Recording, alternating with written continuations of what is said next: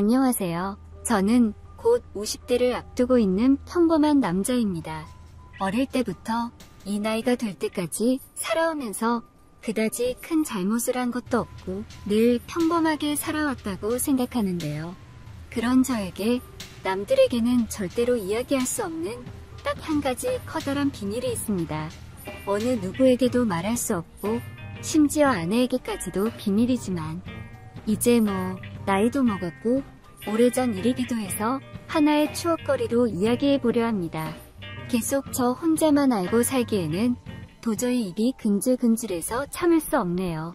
그렇다고 주변 사람들에게 함부로 이야기했다가는 제 인생이 엉망진창이 되고 완전히 끝장나버릴 것만 같아서 도저히 이야기하지 못했는데 이대로라면 정말 죽을 때까지 아무한테도 이야기하지 않을 것 같아서 익명으로 사연을 보내봅니다.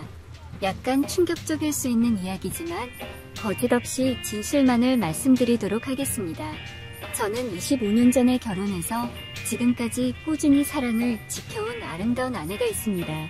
아내는 예전부터 지금까지 정말 착하고 예쁘면서 매력적이기도 한 여자였어요.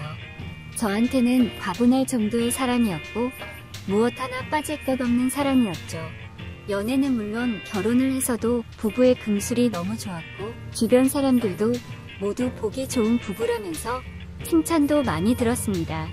심지어는 밤의 궁합도 어마어마하게 잘 맞아서 결혼하자마자 예쁜 아이도 생겼습니다. 당시에 별다른 노력도 하지 않았는데 바로 천사 같은 아이가 생겼다는 말에 얼마나 행복하던지 지금 생각해도 저희 부부는 참 궁합이 좋았습니다. 장인어른은 일찍이 돌아가셨고 장모님만 계셨는데 장모님이 17살에 저희 아내를 낳았기 때문에 나이 차이가 별로 나지 않았습니다. 장모님이 관리를 잘해서 그런지 겉보기에도 그렇게 늙어 보이지 않고요. 제가 아내와 8살 차이기 때문에 장모님과도 위로 9살 차이밖에 나지 않습니다. 이 정도면 장모님보다는 누나라는 말이 어울릴 정도라니까요. 장모님은 나이도 젊은 편이었고 아내처럼 미인이었습니다. 처음 아내를 만났을 때 정말 예쁘다고 생각했는데 그 생각이 장모님을 처음 봤을 때 아내의 미모는 장모님에게서 내려왔구나 하고 단번에 느낄 수 있을 정도로 타고난 젊음을 유지하면서 자연적으로 아주 예쁜 그런 사람이었습니다. 아무리 그래도 나이가 적은 편은 아닌데 관리를 꾸준하게 했다고 하더라고요. 평소에 이것저것 건강에 좋은 걸 많이 챙겨 먹고 술도 잘 안 먹고 운동을 하루에 4시간씩 한다면서 몸 움직이는 걸 좋아하다 보니 몸매에 군살도 하나 없으셨습니다. 혼자 사는 미망인이고 젊고 아름답다 보니 동네 아저씨들이 우리 장모님하고 한번 놀고 싶어서 껄떡거리는 사람이 한두 명이 아니었습니다. 공원에 놀러 갔다가 옆에 벤치에서 저희 장모님 이야기하는 것도 실제로 들은 적이 있으니 말입니다. 하지만 장모님은 재혼은 물론이고 남자 만날 생각 자체가 없어 보였습니다. 먼저 돌아가신 장인어른을 그리워해서 그러는 건지 다른 이유가 있는 건지 알 수 없었어요. 원래 성격이 그렇게 밝은 편도 아니라서 동네의 아저씨들하고도 어울리지 않더라고요. 그런 장모를 보면서 저는 한편으로는 참 안쓰러운 마음이 들었습니다. 젊은 나이에 장인과 사별한 것도 슬프고 답답할 텐데 다른 사람을 만나지도 않고 지금까지 혼자서 지내는 게 얼마나 힘들었을지 상상할 수 없었어요. 그렇기 때문에 아내가 저와 결혼하기 전에 제게 시집 가버리면 혼자 남게 될 장모님이 불쌍해서 안 될 것 같다고 이야기했고 그런 아내를 위해 저는 평생 장모님을 제가 모시고 살겠다고 대답을 했습니다. 아내가 예쁘면 처가 기둥의 절이라도 한다는 말처럼 기쁜 마음으로 장모님과 함께 살았어요. 처음부터 딱히 그게 불편할 거라고 생각하지 않았습니다. 마음의 준비도 항상 했고 다짐도 여러 번 했지요. 막상 함께 살다 보니 신기할 정도로 불편한 게 없었고 장모님이라고 많이 눈치 보거나 그러지도 않았고 생각보다 하루하루 생활이 괜찮더군요. 신혼 초에 아내가 임신하고 힘들어했지만 장모님이 옆에 있어서 저의 입장에서는 오히려 너무 편했어요.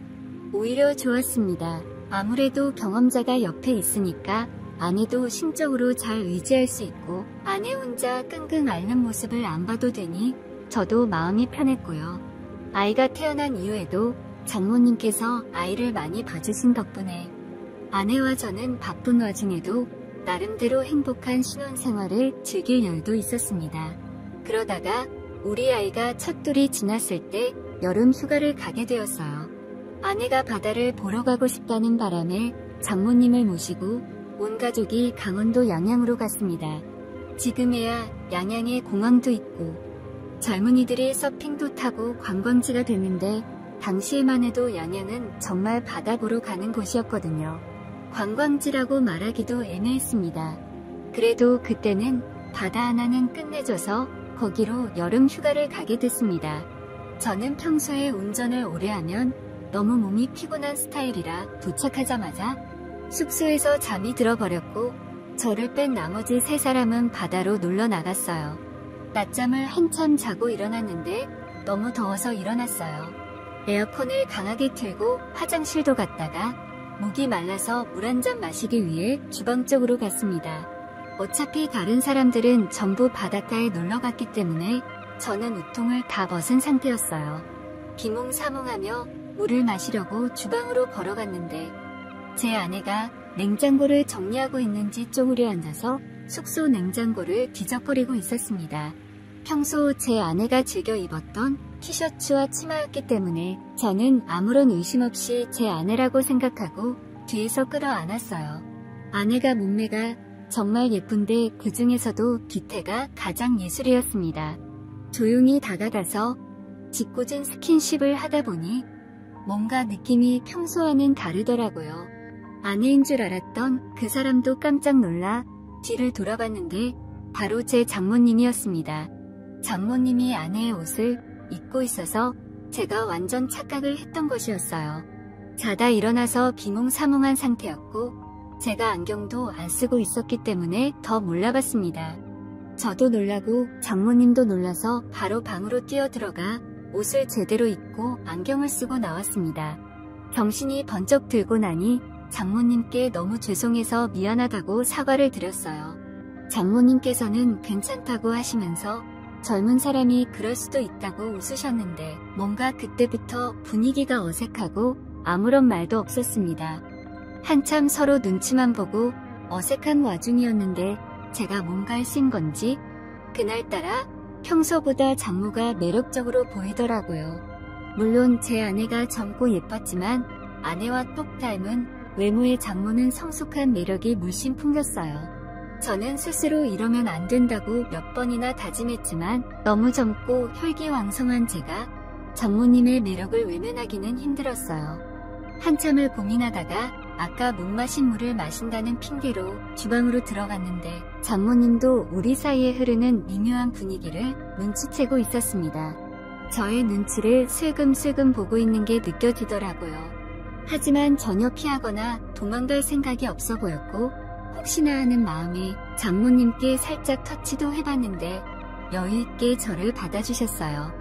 이건 괜찮다는 신호라고 생각하고 장모님께 그대로 키스를 해버렸습니다.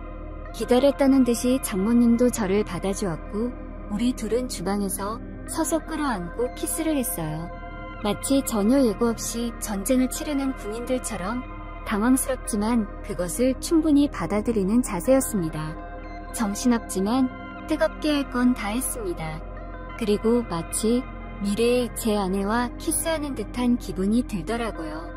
그건 겨우 시작에 불과했고 그 뒤로 아내의 눈을 피해 장모와 사랑을 나눴습니다.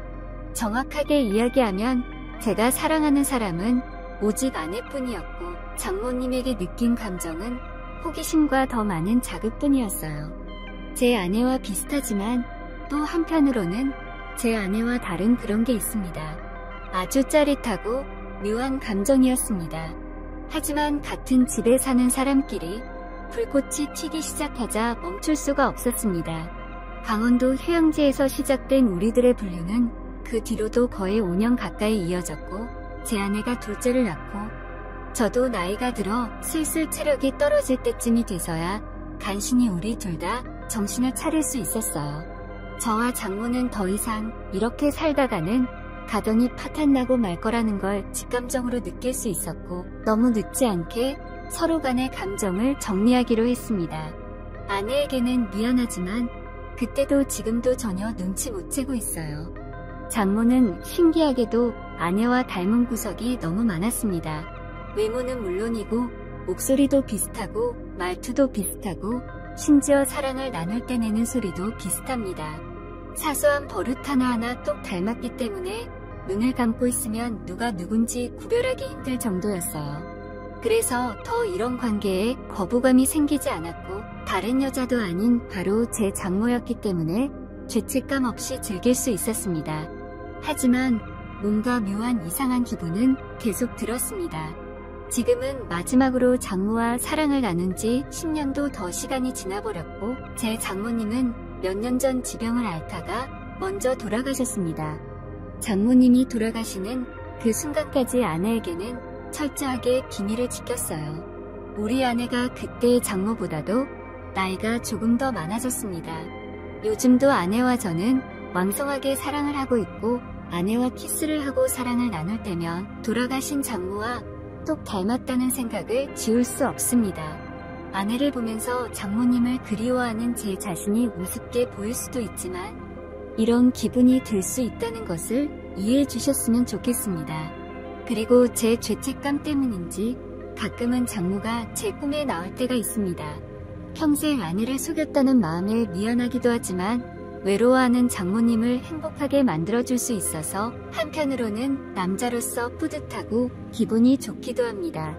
하지만 아내가 이 모든 사실을 알게 되면 받게 될 충격이 너무나 두려워서 저는 도저히 아내에게 사실대로 이야기할 수 없습니다. 세상에서 장모님과 저의 관계를 아는 사람은 오직 저뿐입니다. 제가 죽는 날까지 아내에게는 비밀로 할 것이고, 미안한 마음만큼 더 사랑해주겠습니다. 2명을 사랑했던 제 마음은 이제 온전히 제 아내 것입니다. 제 이야기를 들으신 분들은 막장 집안이라 생각하겠지만, 적어도 저는 밖에서 다른 여자를 만나서 바람을 피우는 놈들보다는 제가 낫다고 생각해요. 끝까지 기밀 잘 지키고 행복한 결혼 생활을 할 것입니다.